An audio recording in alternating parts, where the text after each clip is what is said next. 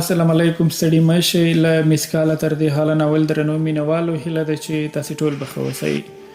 تاسې په تیر کې د دغه ناول اومه برخه اورېدلې وه او د اومې برخې په پای کې تاسې اورېدلې وي چې هیلۍ لایق ته زنګ وکړ. له لایق یې پوښتنه وکړه چې چیرته یې. لایق ورته وویل چې کابل ته روان یم، خو هیلۍ ورباندې ټینګار وکړ چې زما تر راتګه دې په ښار کې پاتې شي. هماغه و چې لایق ورته په ښار کې ماتل وه. هیلۍ راورسېده، یو هوټل کې سره کېناستل.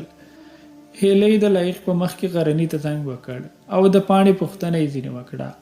خو غرني ورته وویل چې پاڼه بیخي ښه ده او په نږدې وخت کې به ورسره کوژده هم وکړم. دې خبرې نو د لایق وضعیت بیخي خراب کړ او په غوسې سره له هوټله راووته. تر دې ځایه تاسې په تېره برخه کې اورېدلې وه. دا چې له دې وروسته څه کېږي ملتیا مې وکړئ.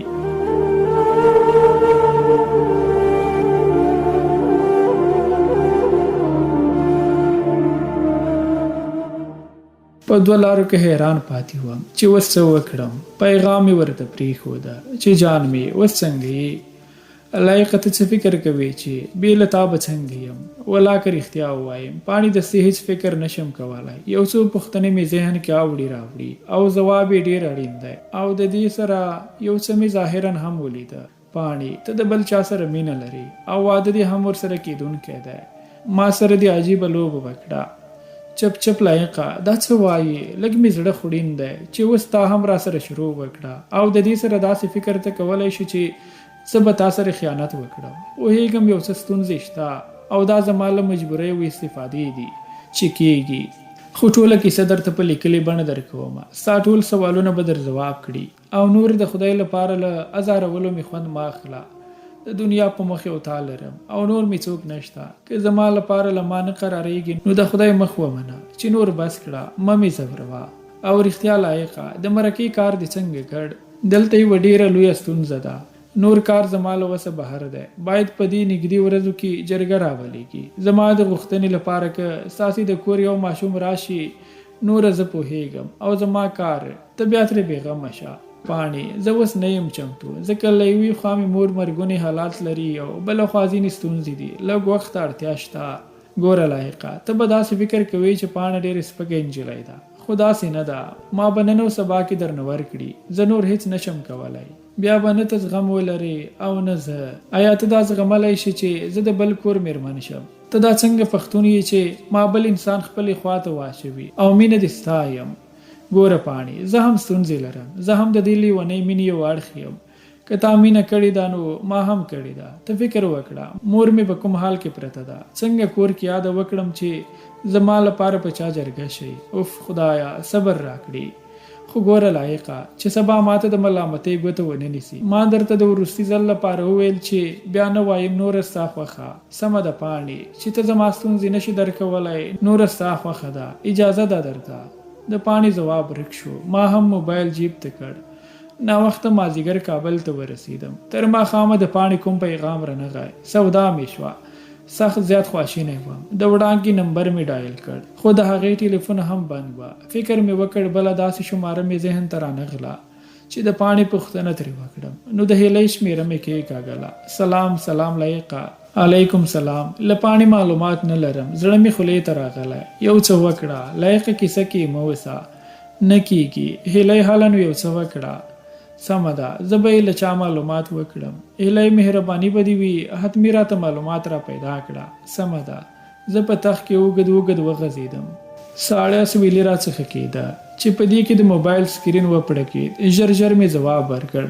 لایقه هغه مرداره خو په رښتون کې بهتر ده. وایي څه یې خوړلي؟ چا به بیا د کوم یار پیغور ورکړی وي. دا 10 میړیزه 10 یاران لري. هیلۍ له نورو خبرو تېرېږه. ته دا معلومات له چا وکړه. ما یې د مور سوریا شمېرې ته زنګ کړی وه. دا یې د مور خبره ده. ما ته یې شمېره راکړه. هله نو شمېره نشته. زه چاته د چا شمېرې نشم ورکولی. وایم شمېره راکړه هیلۍ. له تا مې دا هیله نه درلوده. ته صبر لایقه. زه بیا اړیکه نیسم. تا ته به خپله پاڼه زنګ ووهي. ورسره وغږېږه. سمه ده ژر کوه نو. مرګونه یې انتظار اوږد شو. سلام لایقه. پاڼه سخته شوې ده. د ولسوالۍ له روغتون د ولایت سیمه ییز روغتون ته وړې ده او مور یې پاتې شوې ده. د بل چا شمېره نه لرم چې ورته ستا په هکله ووایم. دا به څنګه شي؟ اړیکه مې پرې قطع کړه. وضعیت مې بیخي خراب شوی و. بل ډول ژړا راتله. ډېره ناهیلي موجوده وه. لاره رانه ورکه وه. 4 ورځې مې له پاڼې خبره نه درلود، خو بس 4 ورځې مې کابلي جهنم کې تېرې کړې. په 4مه ورځ وړانګې زنګ وکړ. شروع یې وکړه. ډېرې بدې خبرې وکړې. ته ځان ته انسان وایي، د پاڼې له ژوند سره دې لوبې وکړي. ته وګوره کوم حالات دې ورسوله. کافره څوک داسې کوي. ما هم حوصله ونه کړه. څه چې مې په خوله راغله ټولې ستوغې سپورې مې ورته بیان کړي او اړیکه مې پرې کړه. ساعت تېر نه و چې له یو نابلده شمېرې زنګ راغی. رپ رپ غږ، بد ټوخی او ژړا او سلګو غږونه راتلل. ژړا مې له سینې را بهر شوه. دا مې نو د جانان غږ وه. نیغ په تخت کې کېناستم. هلو هلو، پاڼې ته ښیې؟ له سترګو مې د اوښکو باران جوړ شوی و. دا سیلاب له 4 ورځو راټول شوی و. اوس یې لاره پیدا کړې وه. د پاڼې د زړه زور مات شوی و. غږ یې داسې و لکه د بدرنګه زنکدن سلګۍ چې وهي. ما دومره واورېده چې ویې ویل، لایقه زه اوس ښه یم، ته مه خفه کېږه. نوره نو اړیکه پرې شوه. ما په هلو هلو ټوله کوټه په سر اخیستې وه. ما ته اوښکې او په کوټه کې ښکته او پورته منډې پاتې وې. فیصل جان چې اصلا له بدخشانه دی، زموږ کابل د دفتر مبلغ وه. زما حالات یې درک کړی وه. زما خواته راغی. تر څنګ مې ودرېده. لایق جان، کدام گپ خو نیست، چرا جگر خون هستی؟ فیصل ته مې ټوله کیسه وکړه. هغه ډېر زیات خواشینی او خفه شو. په دري ژبه یې راته وویل، راځه چې دننه لاړ شو. د یو مشاور سره یې راته وخت واخیست. د روحي مشاورې مشاور سره مې مشوره وکړه. نسبت له مخکې مې حالات ښه شو. ماښام د پاڼې زنګ راغی. له خوشحالۍ مې په نڅا شروع کړه. موبایل مې ښکلوه. ژر ژر مې ځواب ورکړ. زما ژونده سلام، اوس څنګه یې؟ ښه یې؟ تکلیف خو دې ډېر شوی نه دی؟ و زما پاڼې په قرار وخندل او ویل یې، لږه حوصله وکړه. هو زه ښه یم، شکر دی. همدا اوس کور ته راغلم. پوره له یو پڼ دوا سره ستا خبرېدا اړین وه، ځکه مې خبر کړي. کله په خیر له کابله راستنېږې؟ که د الله خوښه وه په 15 درځم. ښه، بل ښه خبر دا دی چې د جمعې ورځ زما د ژوندون وراره د سنت مراسم دي. ګډون خو پکې نشي کولی، خو خبرول دې حق وه، ځکه چې څوک دې ونه پیژني.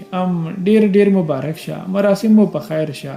داسې وګڼه چې لایق دنده لري. په هلمند کې پروت دی او دلته د ژوندون د سنت مراسم دي. خو خفه په دې یم چې ژوندون ما ته هم ډېر ګران دی.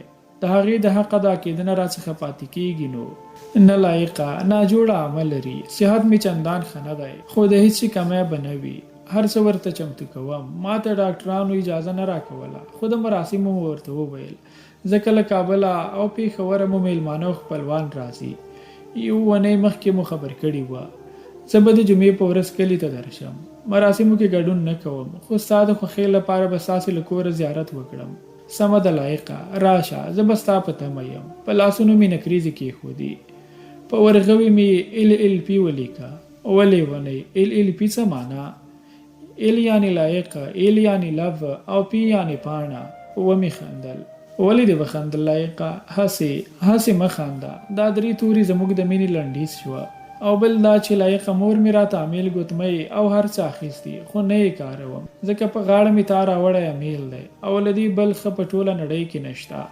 ای د غوا لورې، هغه به نور نو زاړه شوي وي. وایي باسه ګزار یې کړه. چپ لایقه، بیا داسې خبرې ونه کړي. کله چې مړه شوم هم راشه، ستا امانت به مې په تن وي. او یو مې خکی مې په پزه نه دی، ځکه د هغې غمی غورځېدلی دی. غمی او ډنډر دواړه مې ساتلی دي. سنت ته به یې جوړ کړم. ومې خندل. ته کباړي لوري، ښه ده چې یم. تا ته یې څه؟ نو ته ولې سوځې؟ سوځه منه د پوډري لوري، ستا لیونتوب ته حیران یم. بس زه هم داسې لیونۍ ښه یم او ته خوشحاله. ښه زه ویده کېږم. صبر شه د غوا زویه، اوس ښځې سندرې م وایي، در باندې اورم. سمه ده، خو ته به هم سندره وایي او هم به پکې ناڅې. زه به د دې دواړو باقي شم پیره. ښه نو ویده شوم. مه ویده کېږه، وایم صبر شه لایقه.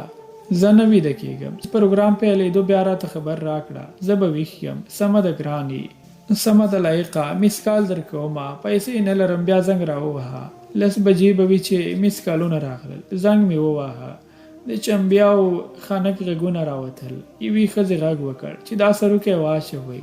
ګودر ته مزه زرزري شال دې لمدېږي. اوه ګلالۍ زار زار یخ شمال لګېږي. او ویلي چې زه به ورته تاوه شم. د سندرې په جریان کې 2-3 ښځو ځان سابه کړ.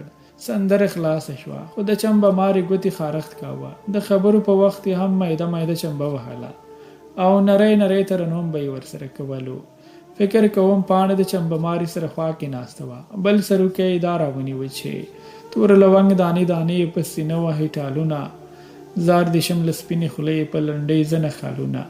له یوې خوا یوې ښځې په شینکۍ غږ راوکړه چې پاڼه را میدان ته کړئ. پاڼې ډېر وزرونه وړاندې کړل، خو چا ونه منل. موبایل په لاس کې نیولی همداسې دوه چرخه ووهل، په دریم چرخ یې پښه ونښته او را ولوېده. خنداګانې شوې، زه هم له خندا شین وم. پاڼه په بله کوټه دننه شوه، سا وه. ما ورته ویل ولې د غوالوري؟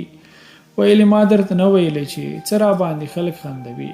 ما نو کله نڅا نه ده کړې او نه یې کوی شم. کله چې پاڅېدم موبایل ته مې پام شو، ویلې دا هر څه خو تا اورې. ورخطا شم، له تاثیر لاندې راغلم، له پښو مې دم وخوت. درس شو چې را ولوېدم.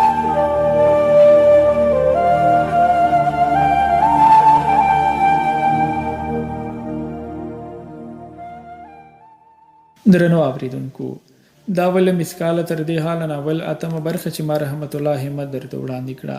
په بله برخه کې چې یو ځل بیا ستاسې چوپړ کوم، تر هغې ښه وختونو خوشحاله